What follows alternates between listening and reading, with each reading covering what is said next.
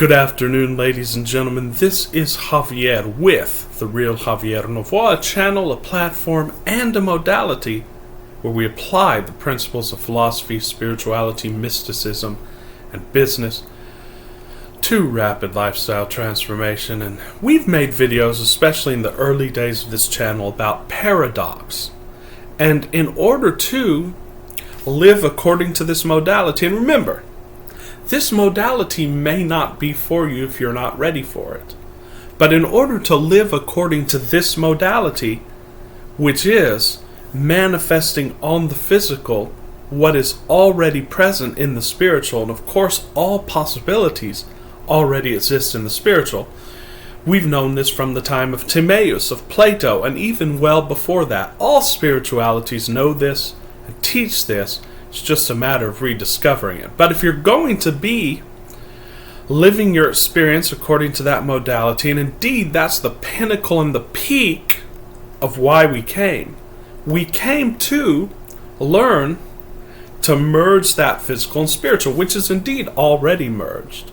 Because at root, as we all know from, and as you know from watching this channel, especially in the early days, we spend a lot of time explaining this, the spiritual and the physical are not separate. There's no duality.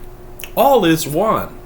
But you came into this duality, you came into this separation, so to speak, to learn what it was like to experience the separation and then to experience the rediscovery of that oneness. All of those of us who are watching this channel, who are subscribed to this channel, and who find these videos are on different steps of that path to realization, to, as many people have called it, enlightenment. So it's a realization, ladies and gentlemen, and what we have to do to get to the deepest parts of this, to get to the depths of this, is to realize that everything already exists in potentialities. Neville Goddard called it, and he was referring to, I believe, William Blake, where he talked about losses, figures. And these are figures that were still, but that came to life when one put attention upon them. And that is the same analogy as film rolls, which are basically scripts or possible unfoldments in the universe.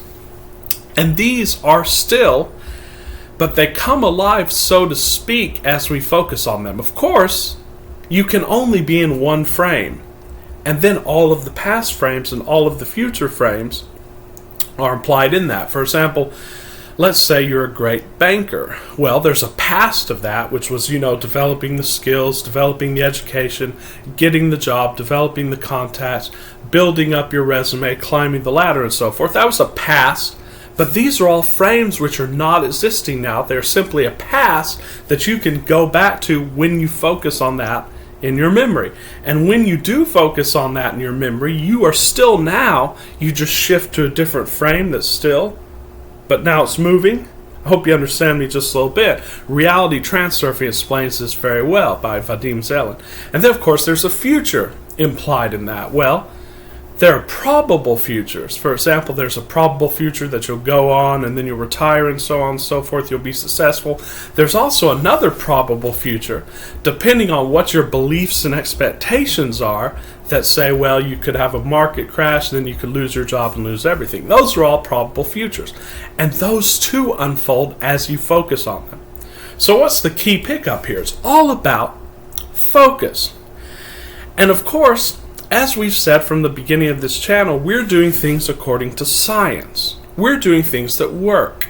And of course, this instrumentality, this modality of metaphysical reality creation, of manifesting, of law of assumption, of assuming it and then having it unfold in a film roll, this is the most effective way to get what you want. Why? Because it utilizes tools and principles of science. And we are going to go on in future videos to really explain the science, especially for those of the skeptics who've sent me emails saying that they don't believe in this modality. Of course, many have explained it. We will explain it more here, applying specifically to the modalities that we talk about in this channel, and that's getting you free from a job and a boss without having to go through the methodology of working all day and so on and so forth. I was watching a great coach, a great business coach.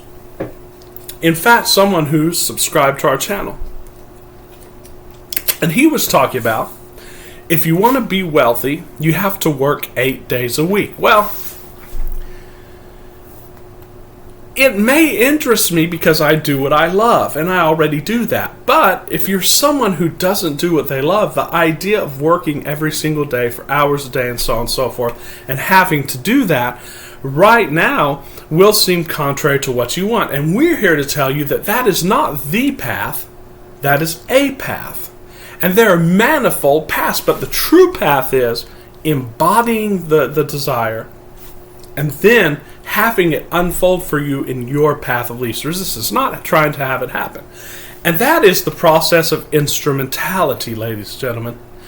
And while we are in the physical using this as an instrument to get what we want, you cannot have that in the front of your mind. You cannot apply these principles while you're doing it for instrumentality in order to make something happen. In fact, if you do that, it'll backfire. Why? Because let's say you're imagining a scene of being wealthy, right, or being off the prison grid. If you're doing that while at the same time thinking that I'm doing this in order to get that, you're now coloring that scene. You're conditioning it, because Neville Goddard said, anything that you can imagine, you can condition it. And it's your inner talk, and it's your mood, and it's the way you approach that imagination that conditions it. Like, for example, I want a beautiful house, but let's say I don't want to pay any interest for that. So I can imagine myself in the house, and I can condition that either by having the feeling of being completely free from having to have paid interest, or from even saying, I did not pay interest for this house. You're conditioning your scene. Well, you can do that consciously or unconsciously. And when you're trying to imagine a scene to have it happen in the physical, you're conditioning that, saying that I'm doing this to have it happen. Therefore, the whole imagination is not going to be after the fact. It's going to be before the fact. And therefore, you will continuously hold yourself away from what you want. I hope you understand me just a little bit here. So the way you condition the scene is going to govern how it unfolds for you physically. That's why you have to drop any expectation on the physical. And here's the process for this.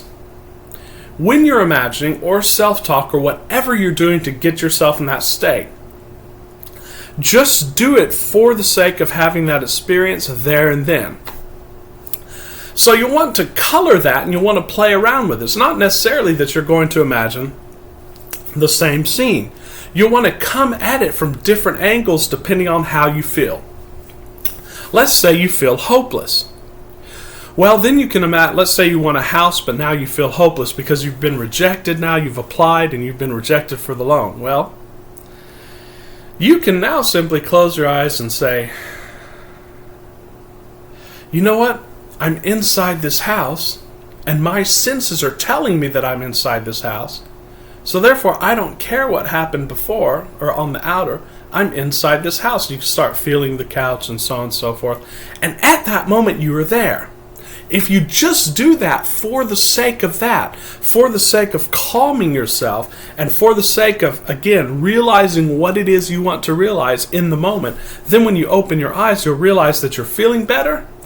And then just try to remain in that state. Try to remain in that calm feeling and good feeling. Or try not to deny it, at least. When you do that, you're embodying the state that you want, and you're not looking for it to do anything on the outer.